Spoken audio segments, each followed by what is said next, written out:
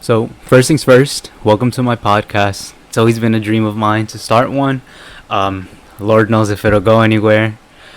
This is basically where I'm going to get to talk about anything, sometimes with other people. And today's going to be about the ongoing demonstrations following George Floyd's death. If you're watching on Instagram at the AT Chris Zuniga page, know that this is a one-time post. All this content has a dedicated page. That page is the Chris Zuniga Show. It also has a YouTube channel that goes by the same name. And if this is not the content that you're after, save yourself the time and keep scrolling. And now that all that stuff's out of the way, the good stuff, right? So I'm going to share something that I think is very true, that I haven't heard anyone else say about the demonstrations following George Floyd's death, as well as Breonna Taylor's, and pretty much everyone else who has been unjustly killed by poorly trained and racist police officers. Every time I see demonstrations like this, right, because we've been seeing them for a minute, maybe not as bad as we've been seeing them lately, but we've been seeing them for decades, especially a lot of them within the last decade after Trayvon Martin. And every single one reminds me that there's little chance for actual change. And I say this because I don't think that there has been change, right? And obviously I'm not black, I'm Mexican, right? And to some I might as well even be white. And I know that when people are talking about racial injustices, that they're mostly talking about black people, the ones that black people face. Of course, there's injustices against pretty much every single racial group, especially Latinos, which come in second place relative to black people. But frankly, unless it's a Latino talking, we're sort of an afterthought because people kind of just have to say, yeah, I guess them too. And, you know, that kind of makes sense because when it comes to racial injustices, Latinos simply do not have it as bad as black people, nor do we have it as frequently as they do, simply because we're closer to white, right?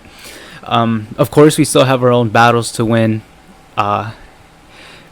And side note, I'm also not the person that most people are probably talking about when they talk about oppressed Latinos. I get a pass because, number one, I'm first generation. Number two, my skin is lighter. I'm not intimidating at all. I probably have the most friendly face on your phone or wherever you're watching from. But maybe that's important because I'm just not seeing something, right? And the reason why I'm explaining this is because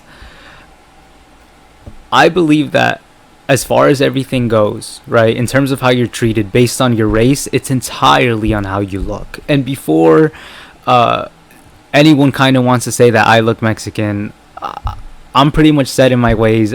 I do think that I look Mexican, but I think I look ambiguous enough that in some spaces I could pass as something else, right? If I cut my hair and I shave my mustache, I promise you it changes a lot. I don't really care if white people want to say that I look Latino because last time I checked, they're kind of out here giving the person a color pass to pretty much everyone, even if they have blue eyes, blonde hair, and crappy Spanish.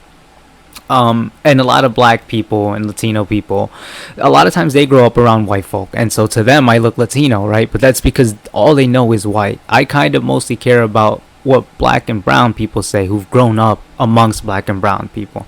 I've grown up in a city where it's 70% Latino, 13% black, and then the rest is other. And all my life I've kind of been called white boy, right? Because I'm lighter. And perhaps maybe that's just a nickname, but I think that there is some truth. And I think that if you were to stand me against another Latino that looked more ethnic, I would definitely get the pass, and maybe they wouldn't. So that's important to say. Because my bloodline, my heritage, and how I grew up really doesn't mean much. At the end of the day, you're treated based on how you look. And again, I say this because maybe I'm missing some kind of perspective. But I feel like there's not going to be any real change after the death of George Floyd. And at least not anytime soon. Right? A lot of people are sort of comparing these demonstrations to what we've seen in the civil rights movement. And I know that those demonstrations did a lot. But if you were to ask me, I'd say that what it did was not really fix the problem. It kind of just changed where it was coming from, right? So the elites, right? The people at the top, the rich people, the politicians, the people who are at the top, the people who kind of make all the shots in government. Because if you really look at it, it's not many people. And all the people, they all pretty much come from the same places, the same classes, and all the same social circles. So they're all pretty much the same, right? And there's not many. They didn't really fix anything. They just changed where it came from. So outright discrimination based on appearance became financial discrimination. And it was engineered so precisely that it only affects certain racial groups, right? We also see it with schools. School segregation after Brown v. Board, where it said separate is not equal, and it basically said that black and white kids could go to school together. What we've seen since then is that schools have actually become more separated because communities have become more separated.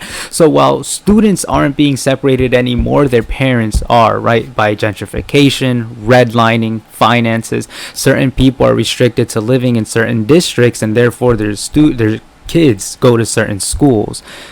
But nothing has really changed. And I don't trust the government, right? All throughout American history and pretty much any other history in the world, the people at the top have, to the best of my knowledge, never given all the tools of self-autonomy towards those that weren't at the top. They might chuck them a bone to shut them up or make them feel better or make them feel like there's actual progress, but there never really is any progress. For every bone that they chuck you, they put in 2 more brick walls in front of you. And I don't think that the United States is any different. So I'm a sophomore in college, about to be a junior. I started studying political science because I wanted to be a congressman. I wanted to make change. And, I had this crazy experience my junior year. I was on Univision. For those that don't know what that is, that's basically the biggest Hispanic news channel. Because I had met Trump, right? I had met with Cory Booker. I had met with Bob Menendez. And I had met a few other representatives of Congress and senators. Just kind of to talk.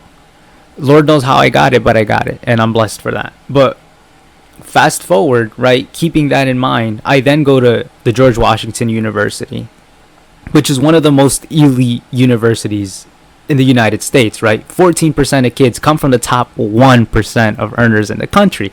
Now keep that in mind. Right? All these kids have parents in big places, whether they're doctors, lawyers, sometimes politicians, business, you name it, they got it. And I've noticed that all those kids are the ones who end up making it at the top. It's really not hard to see once you're there.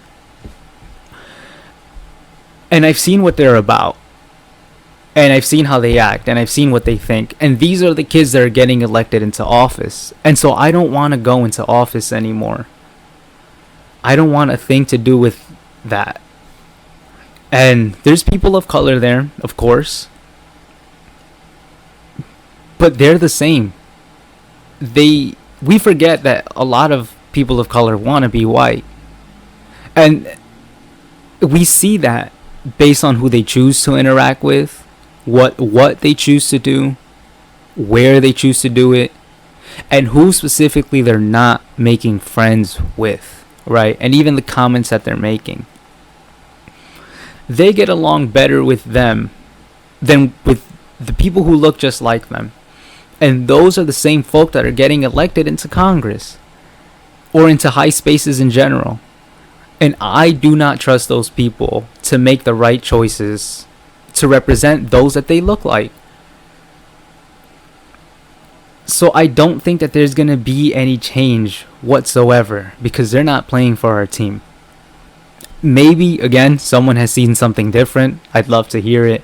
But from what I've seen, 99% of people of color who want to go to politics and might actually do it, because one thing is wanting to go and other thing's actually being able to get into it. And again, that's another different step that some people just will never have access to.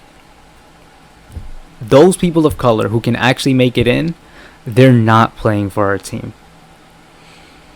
The progress that we're making by electing more people of color into Congress, right? It's not really progress. All we're doing is making congressional pictures have more melanin, right? Have less white skin. But all we're really honestly doing, if we sit back and watch and listen and do our little research, is that we're basically just we're replacing a white person with white skin with a white person without white skin. And of course, I know white allies are a thing, but I don't think allies really help, right? So allies are allies. They're never gonna understand what they're supporting. They never could. That's why they're allies. But I think that allies a lot of time don't have the first clue about what to do. And I think that most of them do it for clout, because we live in a, if you're young like me at least, right? I'm 20 years old.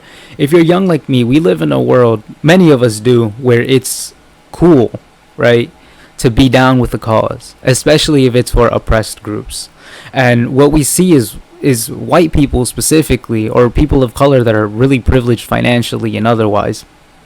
They're the first ones to jump on these movements, and they make something out of nothing when the very people that they're championing don't even care. And what that goes to show is how out of touch they are. Again, because maybe they're just doing it for show, and if they are doing it genuinely, I commend it, and they want to help, but that doesn't really do much when it comes to change, right? All allies really do are make us feel better because we feel supported, but they're not really out there making change. The way I see it, until real people of color from the gutters of society, who grew up with people who look just like them in communities actually affected by the traps of poverty, crime, broken families, crappy education, you name it, until those people of color make it into politics and they're actually proud of where they're from and they don't forget that, until they get in, nothing's ever going to change. And quite frankly, I don't see those people making it into politics because they're barred from it. Simply, they can't get into the universities, and if they get into the universities, and they get barred somehow else. And I just don't think that after all these demonstrations, anything's gonna be different at all, and that kind of upsets me because I just have this feeling that all the big dogs are kind of sitting in their offices or wherever they sit, and they're, sending emails, texts back and forth about what they're going to do, how they're going to resume business as usual once we all kind of just shut up, because nothing's going to change. And I think that they know that. I hope that I'm wrong. I really do. I want to be wrong, because if I'm right, then what does that mean for our country? Or for our optimism or our hope? The way that I see it, the elites aren't for the people that are affected, and the people of color that we're electing into office aren't the right ones. They play for the other team. Maybe someone else thinks different, and I'd like to hear it. Shoot me a message, leave a comment. I prefer a comment because that helps the Instagram algorithm. Just let me know what you think. Please stay safe. Thanks for listening. Enjoy your day. Bye-bye.